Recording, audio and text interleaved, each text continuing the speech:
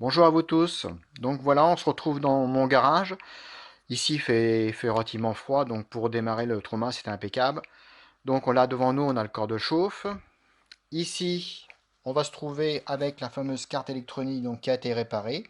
En haut à droite, on voit le circuit intégré, puis aussi le transistor, hein. Les deux ont été remplacés. C'était là en suivant les fils et puis la piste. Bon, je suis arrivé dans cette zone-là. Au début, je voulais sortir le schéma et puis bon, j'ai laissé tomber quoi. J'ai changé de composant et là, ça s'est mis à fonctionner. Donc, notre carte électronique. Après, le câble gris. Le câble gris, on retrouve ici le thermostat ou boîtier de commande, comme on veut. Et puis, pour simuler l'alimentation que vous pouvez avoir aussi bien dans votre camping-car et puis moi sur ma vedette, j'ai une batterie, là, une batterie 12 volts. Donc, derrière, on voit le tuyau de gaz, et là ici j'ai donc ma bouteille de gaz, du butégaz. Voilà, donc on va démarrer. Donc là ici je vais mettre sur grande flamme pour l'aider.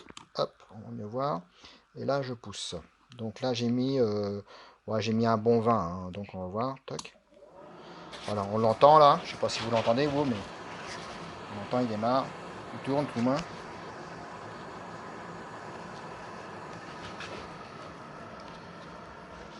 Ici la cheminée.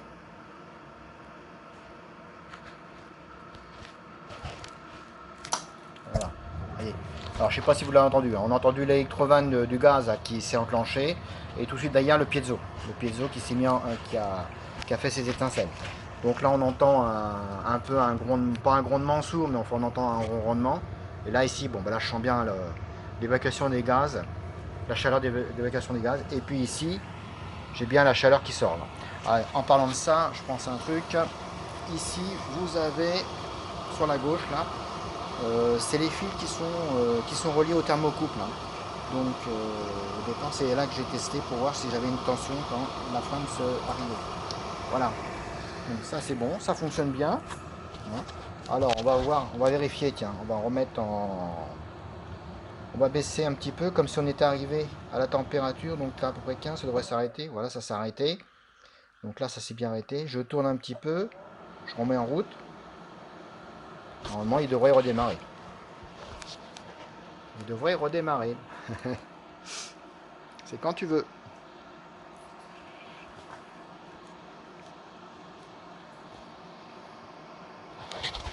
Alors je pense qu'il doit y avoir, voilà, il a démarré. Je pense qu'il doit y avoir une détection quelque part. Ce tant que le corps de chauffe à l'intérieur, il doit être chaud. Ça ne doit pas démarrer tout de suite, je crois. Je pense qu'il doit y avoir un truc comme ça. Là-dessus, j'en suis pas des plus sûr. Donc là, on entend, hein, il a bien démarré, on a entendu ici. Donc on va revenir ici, on va refaire un deuxième test. Là, je vais passer en petite vitesse, petite chauffe, voilà. Donc aussi sec, hein.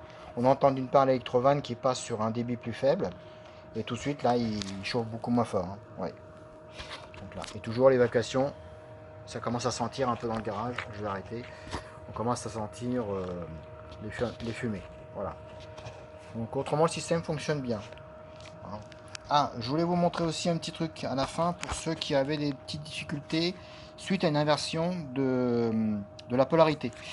J'avais lu dans un commentaire que bah, la personne, malgré qu'il avait redressé la situation et changé le fusible, bah, ça sautait toujours. Et l'explication, elle est là, hein. Elle est toute simple. C'est que vous avez le fusible ici, d'accord. Et là, ici, le composant noir avec un anneau gris, c'est la diode de protection.